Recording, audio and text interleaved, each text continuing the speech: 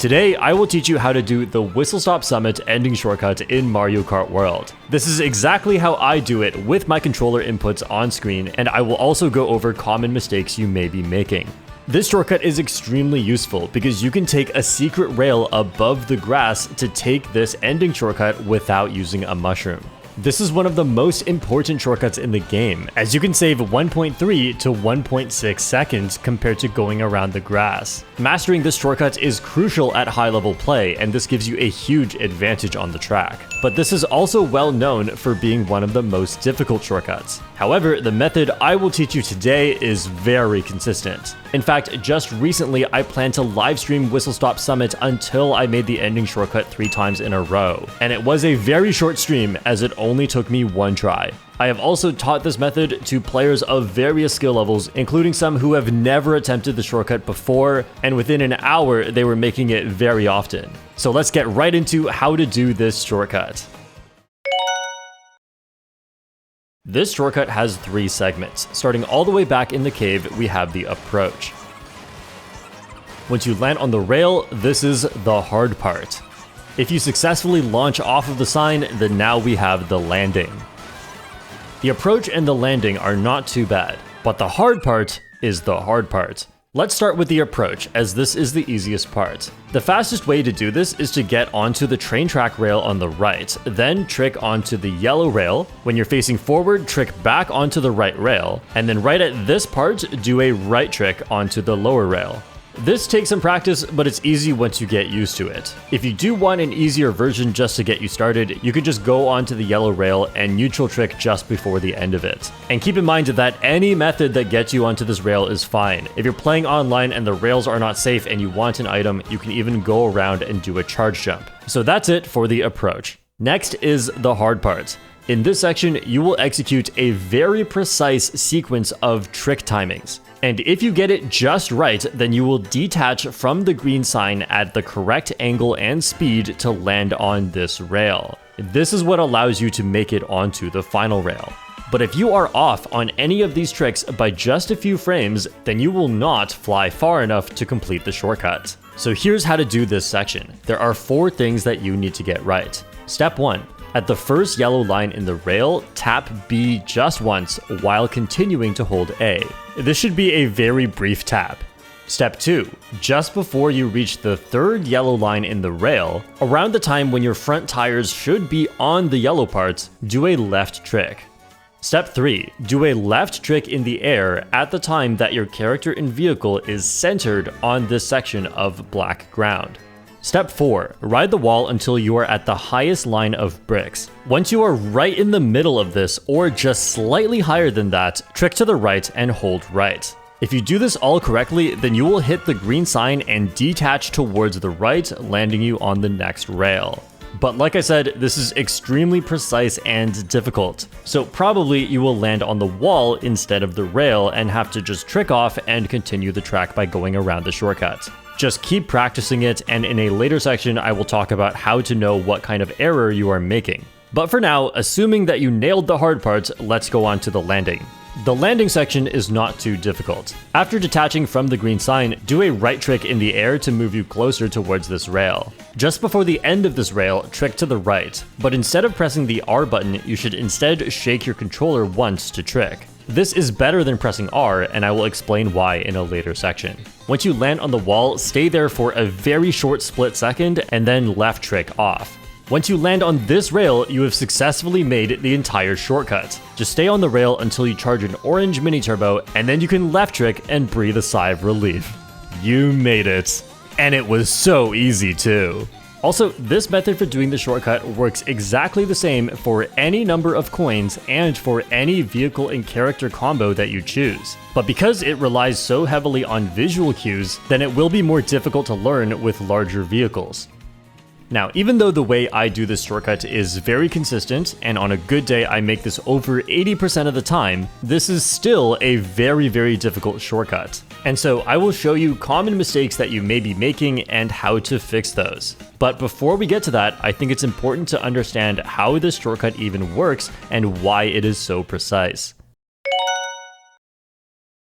Ultimately, whether you make the shortcut or fail it comes down to only one moment, and that is when you trick off of the brick wall. But it's not quite so simple, because at this moment you have a particular position, angle, and speed. And it is a combination of these three factors that determines whether you get a good launch off of the green sign or get a bad launch off of the green sign.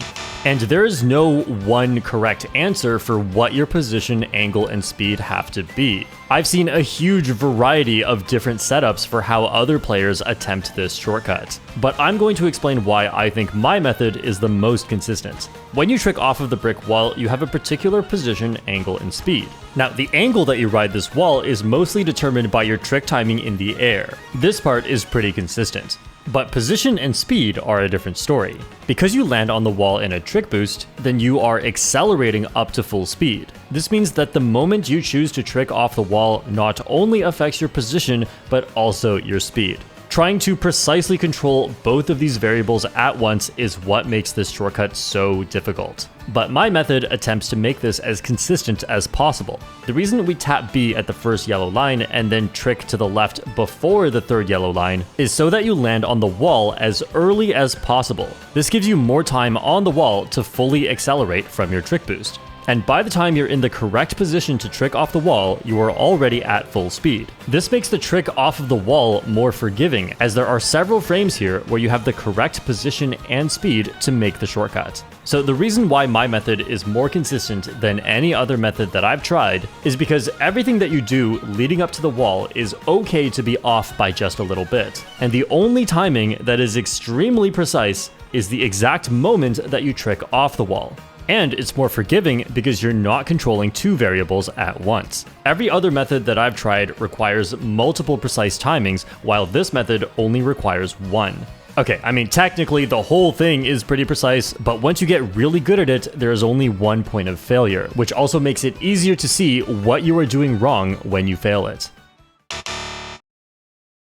Now we will be looking at common mistakes and how to fix them. One way you can fail the shortcut is by landing at the wrong spot on the wall. Ideally, you want to hit the wall just past this line of bricks. If you land anywhere else, then try adjusting how long you hold B and when you trick near the third yellow line. Another mistake is tricking too late in the air. And if you did trick too late, how you would know is that your trick boost comes out so late on the wall that you barely have any time in the trick boost before you have to jump off. So if this is happening, trick earlier in the air and you'll get the speed boost as soon as you hit the wall. Now, the most important part is hitting this exact timing of when to trick off of the wall. Because this is moving so fast and because of input delay, you may not be doing the trick exactly where you think you are. In fact, while I say that you should try to trick in the middle or slightly above the middle of the top brick layer, I have verified in-game and with an actual camera that I am literally tricking below the brick layer. This is because of both the fast movement and the 5-frame input delay in Mario Kart World that the human brain naturally compensates for, and it desyncs reality with what you think is happening. Sorry, this shortcut is so precise that I need to bring up biology, but I figured it would be important to mention where I am actually tricking and where I aim to trick, which is the more important part. When teaching this to others, I've always said to trick at this point, and it has worked for people. So you should aim there, but ultimately, you may not even know where you are tricking, especially if your setup has a different amount of input delay. So here's how you know if you're actually tricking too early or too late. If you hit the green sign and roll off of it, you probably tricked too late. If you hit the green sign and bounce off of it, you probably tricked too early. And the reason I say probably for both is because it's so precise and there are other variables, so you can't know for sure. But most likely, that was the issue. Another mistake is failing to get the trick on this rail. This is not that common, but it will happen once in a while, where you land so low on the rail that you get a bounce, and this makes it so that you're unable to trick even if you are spamming R. If you instead shake the controller to do this trick, then you will never fail it. Another mistake is you don't get enough distance to land on the final rail, and this could be for one of two reasons. Either you tricked off of the previous rail too early, or you tricked off of the wall the moment that you got on the wall. You have to wait just a split second on the wall before tricking off to land on the final rail. Another mistake is going too far left and missing the final rail. If this happens, that means you spent too long on the wall and built up too much speed. Again, just wait a split second on the wall before tricking off. Another mistake is for how you practice this shortcut. When you rewind to try the shortcut again, make sure you're not rewinding onto the bottom rail. This gives you a lower speed than usual and weird things can happen. So instead, when you rewind to practice, always rewind to at least the top yellow rail. This way, you're going into the hard part with full speed, and this replicates how it should normally go in a real race. No matter how good you get at this shortcut, you are going to fail it sometimes. Practicing this shortcut is a matter of increasing your success rate. So you now might be thinking, if I fail this shortcut a lot, is it even worth going for? Well, making the shortcut saves around 1.3 seconds compared to going around. And failing the shortcut loses about 0.65 seconds compared to the fastest path if you don't go for the shortcut.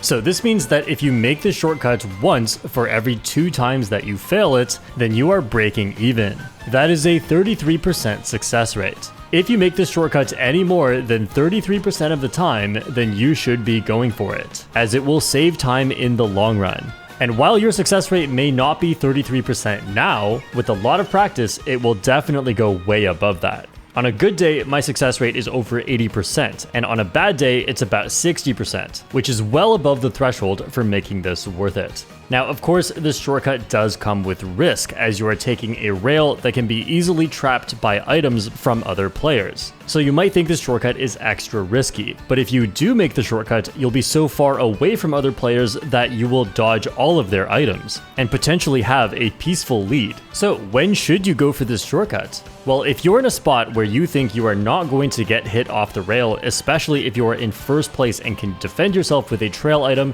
then this shortcut is definitely worth going for. If you are in a middle or middle top spot and it's just too chaotic and you think you're definitely going to get hit or bumped off the rail, then you probably should not go for the shortcut, especially because you may have mushrooms, or you could grab an item box with a mushroom and just take the grass shortcut. Now, if you are in a bottom spot where you are getting speed items, you might think that you should never go for this because you have the speed items to take the grass shortcut. But there are actually times where it is good to take this shortcut in a bottom spot, especially if you have amazing items, as then you don't have to use them now and you can use them later when you think they would benefit you more.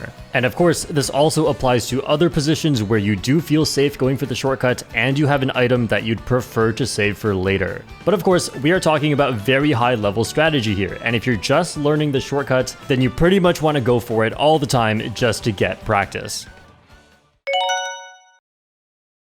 Let's talk about how to make this shortcut even faster. Keep in mind that this shortcut is so difficult and so important that if you can consistently make the shortcut, then you are already leagues ahead of almost every other player on Whistlestop Summit. Anything else you add to this shortcut to make it faster is going to make it riskier. So let's talk about how to optimize this shortcut, but also what risks you take by doing so. A common method for doing this shortcut is where you don't press B and then you just left trick at the third yellow line. Because you're at full speed, this is faster, but you now have to be more accurate with your left trick timing, and then you land later on the wall. So for reasons mentioned earlier, you again have to be more accurate with your trick timing off of this wall. So this method is faster, but it will lower your success rate for making this shortcut.